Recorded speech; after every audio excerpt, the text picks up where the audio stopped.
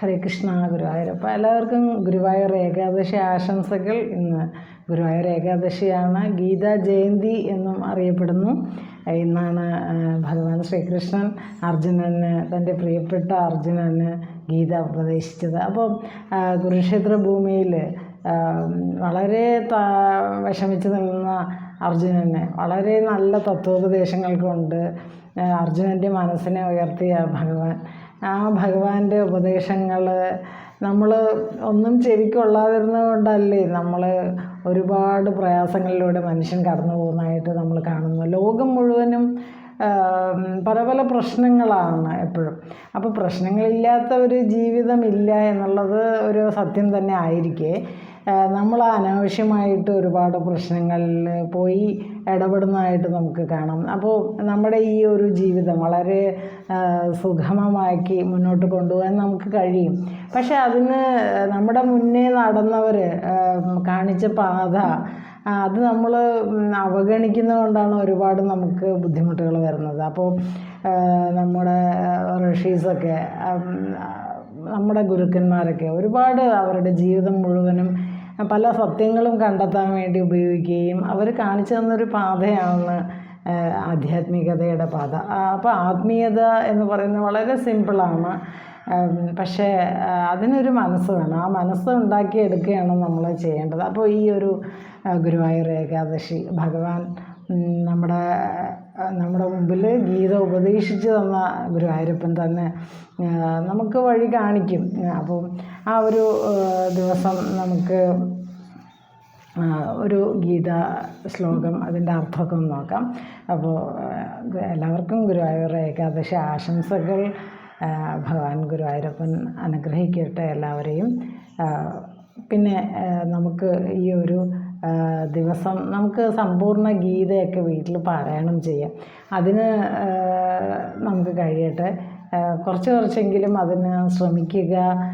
പിന്നെ ഗീതാ പുസ്തകം ഇല്ലെങ്കിൽ തന്നെ നമുക്ക് ഇതിൽ ഡൗൺലോഡ് ചെയ്യാം. പിന്നെ യൂട്യൂബിലൊക്കെ അതിൻ്റെ ലിറിക്സൊക്കെ എഴുതി കാണാം.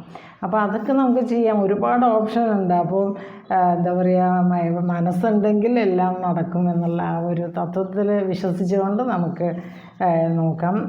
38ാമത്തെ ശ്ലോകം നോക്കാം.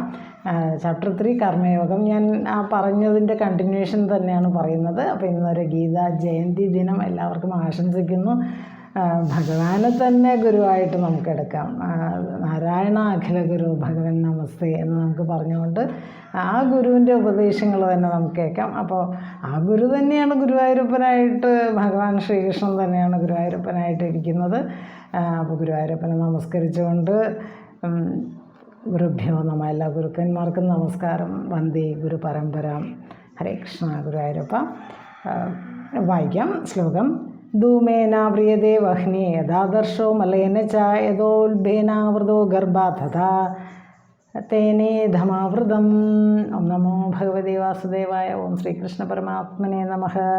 ഒരിക്കൽ കൂടെ 38ാമത്തെ ശ്ലോകം, ചാപ്റ്റർ 3 കർമ്മയോഗം. ധൂമേനാവ്രിയതേ വഹ്നി യഥാദർശോ മലേന ച യഥോൽഭേനാവൃതോ ഗർഭാ തഥാ തേനേധമാവൃതം. അപ്പോൾ എന്താണ് പറയുന്നത്? ഈ ഒരു ശ്ലോകം ശരിക്കും നമ്മുടെ ഒരു കണ്ണ് തുറപ്പിക്കുന്ന ഒരു ശ്ലോകം തന്നെയാണ്. കാരണം നമ്മളൊക്കെ പല അജ്ഞാനത്തിൻ്റെ പിടിയിലാണ്. അപ്പോൾ ജ്ഞാനവും അജ്ഞാനവും, അജ്ഞാനത്തെ നീക്കാനാണ് ജ്ഞാനം. ഇപ്പോൾ ഒരു വിളക്ക് കത്തിച്ച് വയ്ക്കുന്നത് എന്തിനാണ്? ഇരുട്ടിനെ മാറ്റാൻ. അപ്പോൾ നല്ല കൂരിരുട്ടിലിരിക്കുന്ന ഒരാൾക്ക് കണ്ണ് കാണില്ല. കാരണം എന്താണെന്ന് വെച്ചാൽ ആ കണ്ണിനെ പ്രകാശിപ്പിക്കുന്ന ആത്മപ്രകാശം അവിടെ ഉണ്ട്, പക്ഷേ ആ വെളിച്ചമില്ല, അതിനെ മറച്ചിരിക്കുന്നു. അപ്പോൾ ആ പ്രകാശത്തെ കൊണ്ടുവരണം. ആ പ്രകാശമാണ് ജ്ഞാനം. ആ ജ്ഞാനമുണ്ടെങ്കിൽ മാത്രമേ കണ്ണ് തുറക്കൂ. അതാണ് അതിൻ്റെ ഒരു സത്യം. അപ്പോൾ ഇവിടെ ഇപ്പോൾ പറയുന്നത് മനുഷ്യൻ്റെ കാമക്രോധ വികാരങ്ങളെക്കുറിച്ച് കഴിഞ്ഞ ഒരു ശ്ലോകത്തിൽ പറഞ്ഞു. കാമേശ ക്രോധേശ രജോഗുണസമുദ്ഭവ മഹാശനോ മഹാപാപ്മാ വിദ്യേനമിഹ വൈരിണം എന്ന് പറഞ്ഞു. അതായത് മനുഷ്യൻ രജോഗുണത്തിൽ നിന്നുണ്ടായ കാമവും, ആ കാമത്തിൽ നിന്നുണ്ടായ കാമവും ക്രോധവും, കാമത്തിൽ നിന്ന് ക്രോധം ഉണ്ടാവുന്നു. അത് രണ്ടും മനുഷ്യനെ ഒരുപാട് എന്താ പറയുക തെറ്റുകളിലേക്ക് നയിക്കുന്നു. ഇത് രണ്ടും ആണ് നല്ലത് ചെയ്യുന്നതിൽ നിന്നും മനുഷ്യനെ പിന്തിരിപ്പിക്കുന്നത് എന്ന് അറിഞ്ഞുകൊള്ളുക അർജുന എന്നാണ് കൃഷ്ണൻ കഴിഞ്ഞ ഒരു ശ്ലോകത്തിൽ നമുക്ക് പറഞ്ഞു തന്നത്.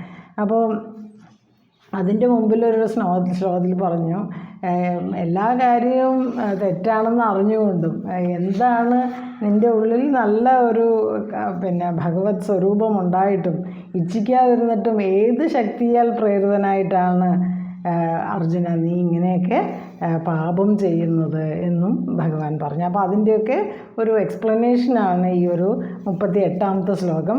അതായത് ധൂമേന വ്രിയതേ വഹ്നിയ ആദർശോ മലേന യഥോത്ഭേനാവൃതോ ഗർഭ തഥാ തേനേതമാവൃതം. അതായത് ധൂമേന വ്രിയതേ വഹ്നി, ധൂമം പുകയാണ്. പുക കൊണ്ട് തീ മറയ്ക്കപ്പെടുന്നു. ഇപ്പം നമ്മൾ നല്ല ഓക്സിജൻ അല്ലെങ്കിൽ വായു ഇല്ലാതെ, അതുകൊണ്ട് വായു ഇല്ലാത്ത ഒരു സ്ഥലത്ത് കത്തിക്കുകയാണെങ്കിൽ ഇങ്ങനെ പുക വന്നുകൊണ്ടേയിരിക്കും. അപ്പോൾ പുക കൊണ്ട് തീ മറയ്ക്കപ്പെടുന്നു. അതുപോലെ മലേന ആദർശ കണ്ണാടിയും മലേന അഴുക്ക്. ഇപ്പോൾ നമ്മൾ മുഖം നോക്കുന്ന കണ്ണാടി വീട്ടിലുണ്ടെങ്കിൽ അതിൽ അഴുക്ക് ക്രമേണ പറ്റി അതിൻ്റെ ഒരു ആവരണം അതിൽ വന്നു കഴിഞ്ഞാൽ അത് ശരിക്കും നമ്മുടെ ഫേസ് ഒന്നും ശരിക്കും കാണില്ല. അതുപോലെയാണ് ഗർഭസ് ശിശു ഉൽബേന മറുപിള്ളയാൽ ആവരണം ചെയ്ത ഗർഭശിശുവിനെ നമുക്ക് ആ ഒരു പ്രസവം കഴിഞ്ഞാൽ മാത്രമല്ലേ നമുക്ക് കാണാൻ പറ്റൂ. അപ്പോൾ അതും കാണാൻ പറ്റില്ല. അപ്പോൾ ഇപ്രകാരം ഇപ്രകാരം ആവൃതമായിരിക്കുന്നു. ഈ പറഞ്ഞ 3 കാര്യങ്ങൾ ആവൃതമായിരിക്കുന്നു, മറയ്ക്കപ്പെട്ടിരിക്കുന്നു. എപ്രകാരമാണത്? തഥാ തേന, അതുപോലെ തഥാ അപ്രകാരം തേന ആ കാമം കൊണ്ട്. അപ്പോൾ കഴിഞ്ഞ ശ്ലോകത്തിൽ പറഞ്ഞ കാമേഷ ക്രോധേഷ എന്ന് പറഞ്ഞു. അപ്പോൾ ആ കാമം കൊണ്ട്, നേരത്തെ പറഞ്ഞ ആ കാമത്താൽ ഇതം ആവൃതം, ഈ ജ്ഞാനം, ഈ ഇതം എന്ന് പറയുമ്പോൾ ഈ ജ്ഞാനം മറയ്ക്കപ്പെട്ടിരിക്കുന്നു. ആവൃതം ആവരണം ചെയ്യപ്പെടുക, അപ്പോൾ മറയ്ക്കപ്പെട്ടിരിക്കുന്നു. അപ്പോൾ പറയുന്നത് കാമവും അതിലൂടെ വരുന്ന കോപവും അല്ലെങ്കിൽ ക്രോധവും ബുദ്ധിയെ വ്യാമോഹിപ്പിക്കുന്നു എന്നും വിവേകത്തെ വീർപ്പ് മുട്ടിക്കുന്നു എന്നാണ് ഇവിടെ ചിന്മയാനന്ദ സ്വാമികൾ പറഞ്ഞിരിക്കുന്നത്. അതായത് വിവേകം അവിടെ ഉള്ളിലുണ്ട്, പക്ഷേ ആ വിവേകത്തിന് പുറത്തു വരാൻ പറ്റില്ല. കാരണം അതിങ്ങനെ വളരെ കൺജസ്റ്റഡ് ആയിട്ട് ഇരിക്കും. അതിൻ്റെ ദൃഷ്ടാന്തങ്ങളാണ് ഈ 3 കാര്യങ്ങൾ പറഞ്ഞത്. അതായത് പുക കൊണ്ട് തീ ആവരണം ചെയ്യപ്പെട്ടിരിക്കുന്നു, അതുപോലെ അഴുക്ക് കൊണ്ട് കണ്ണാടി ആവരണം ചെയ്യപ്പെട്ടിരിക്കുന്നു, മറുപിള്ള കൊണ്ട് ഗർഭസ്ഥ ശിശുവും ആവരണം ചെയ്യപ്പെട്ടിരിക്കുന്നു. അപ്പോൾ നമ്മൾ ഈ പുക കൊണ്ട് തീ ആവരണം ചെയ്യപ്പെട്ടിരിക്കുന്നു എന്ന് പറയുമ്പോൾ എല്ലാ സമയത്തുമല്ല. നല്ല കാറ്റുണ്ടാകുമ്പോൾ ഈ പുക അങ്ങോട്ട് മാറിപ്പോയിട്ട് തീ നല്ല ആളിക്കത്താൻ തുടങ്ങും. അപ്പോൾ ആ ഒരു തീയുടെ ആ ഒരു പ്രകാശത്തിന് പുക മറയ്ക്കുന്നു. അപ്പോൾ അവിടെ ആ ഒരു പുകയാണ് ആവരണം. അതുപോലെ കണ്ണാടിയുടെ ആവരണം അഴുക്കാണ്. പിന്നെ അതുപോലെ ഗർഭസ്ഥ ശിശുവിനെ ആവരണം ചെയ്ത് പ്രൊട്ടക്റ്റ് ചെയ്തിട്ട് അമ്മയുടെ വയറ്റിലിരിക്കുന്നത് ആ ഒരു മറുപിള്ളയെ കൊണ്ടാണ്. അപ്പോൾ ഇതെല്ലാം ഇതെല്ലാം 3 ഗുണങ്ങളെ കാണിക്കുന്നു. അതായത് സത്വരജസ്തമോ ഗുണങ്ങൾ, ഇത്തരം ഗുണങ്ങൾ. അപ്പോൾ ഈ ഗുണങ്ങളാലാണ് നമ്മളുടെ ഉള്ളിലെയും ജ്ഞാനം ആവരണം ചെയ്യപ്പെട്ടിരിക്കുന്നത്. അപ്പോൾ എല്ലാവരുടെയും ഉള്ളിൽ ജ്ഞാനമുണ്ട്, പക്ഷെ ആ ജ്ഞാനത്തിലേക്ക് എത്തിപ്പെടാൻ കുറച്ച് പാടാണ്. ആ ജ്ഞാനത്തെ ആവരണം ചെയ്തിരിക്കുന്നതാണ് ഈ 3 ഗുണങ്ങൾ. എങ്ങനെയാണോ ഇപ്പം 3 എക്സാമ്പിൾ പറഞ്ഞത് അതുപോലെ. അപ്പോൾ നമ്മുടെ ഉള്ളിലെ ഒരു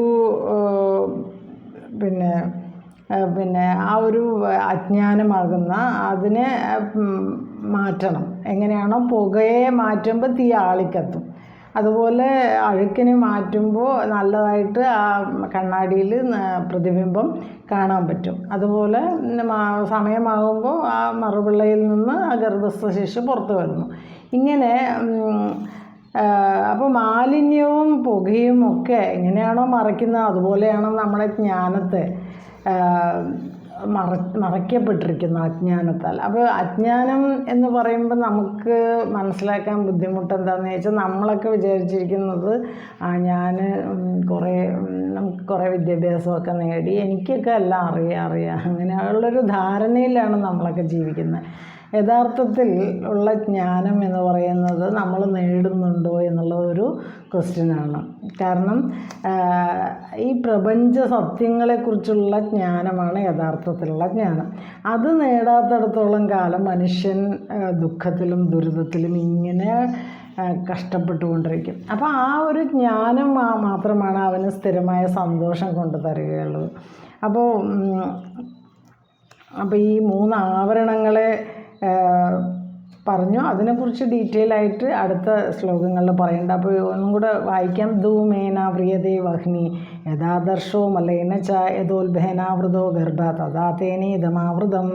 അതിൻ്റെ അർത്ഥം, പുക കൊണ്ട് തീയും അഴുക്കുകൊണ്ട് കണ്ണാടിയും എപ്രകാരം ആവരണം ചെയ്യപ്പെടുന്നുവോ അപ്രകാരം, അല്ലെങ്കിൽ മറുപിള്ളയാൽ ഗർഭശിശു എപ്രകാരം ആവൃതമായിരിക്കുന്നുവോ അപ്രകാരമാണ് കാമം കൊണ്ട് ജ്ഞാനം മറയ്ക്കപ്പെട്ടിരിക്കുന്നത്.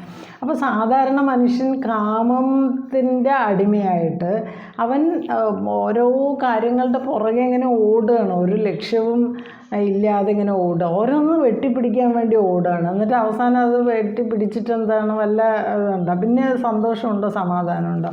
ആ ഒരു കാര്യം നേടുമ്പോഴാണ് അതിൻ്റെ പുറകിൽ ഒരുപാട് ബുദ്ധിമുട്ടുകൾ ഇരിക്കുന്നത് കാണാം. അപ്പോൾ ഇങ്ങനെ ഓരോന്നിൻ്റെ പുറകിൽ ഓടിയിട്ട് കാര്യമില്ല. എന്താണോ നേടേണ്ടതെന്നുള്ള വ്യക്തമായ ജ്ഞാനം നമുക്ക് കുട്ടികളായിരിക്കുമ്പോൾ തന്നെ കൊടുക്കേണ്ട ആവശ്യമുണ്ട്. ജീവിതം എന്താണ്? ആത്മീയത ഇല്ലാത്തൊരു ജീവിതം ശരിയായിട്ടുള്ള ജീവിതമാണോ? അപ്പോൾ എന്താണ് ശരിക്കും ജീവിതം? ആ ജീവിതത്തിൽ മനുഷ്യൻ എന്താണ് നേടേണ്ടത്?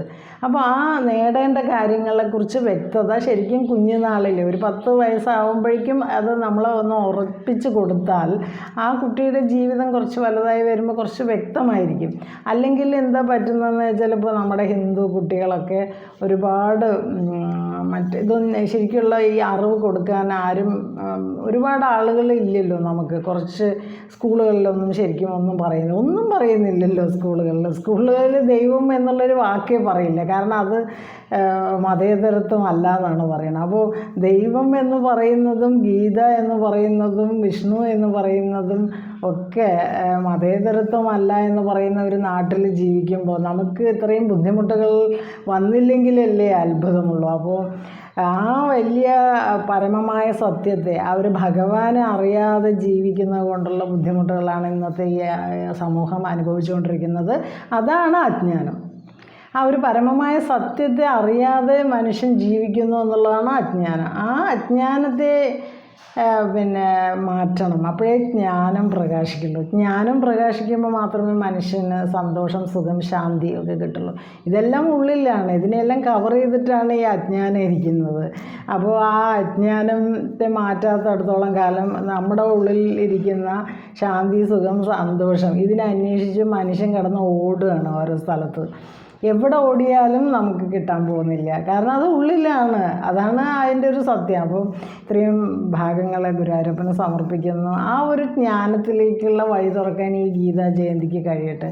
കാരണം ഭഗവാൻ അതിനാണ് ഗീത ഉപദേശിച്ചത്. ആ ജ്ഞാനക്കണ്ണ് തുറക്കാനും ആ ജ്ഞാനം എന്താണെന്ന് മനുഷ്യനെ പറഞ്ഞ് മനസ്സിലാക്കാനാണ് ഭഗവാൻ അർജുനനിലൂടെ ശ്രമിച്ചത്. അപ്പോൾ ഇത്രയും ഭാഗം ഭഗവാന് സമർപ്പിച്ചുകൊണ്ട് എല്ലാവർക്കും ഗുരുവായൂർ ഏകാദശി ആശംസകൾ. ഭഗവാന്റെ അനുഗ്രഹം ഗുരുവായൂരപ്പൻ അനുഗ്രഹിക്കട്ടെ. എല്ലാവർക്കും ഗീത പഠിക്കാനും ഒക്കെ ഉള്ളൊരവസരം എല്ലാവർക്കും ഉണ്ടാവട്ടെ. ഗീതാ ജയന്തി ആശംസകൾ, ഏകാദശി ആശംസകൾ. ഹരേ കൃഷ്ണ ഗുരുവായൂരപ്പ. സർവം ശ്രീകൃഷ്ണാർപ്പണമസ്തു. ഓം തത്സത്.